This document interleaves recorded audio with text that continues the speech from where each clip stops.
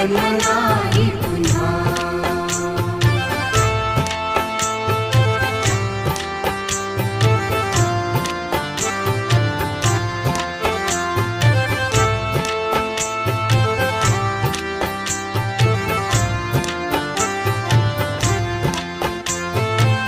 हा जन्म आहे सद्गुरु कृपेचा, हा जन्म आहे सद्गुरु कृपेचा, हा जन्म आहे सद्गुरु कृपेचा। हरि ओम स्वामी समर्थ म्हणा,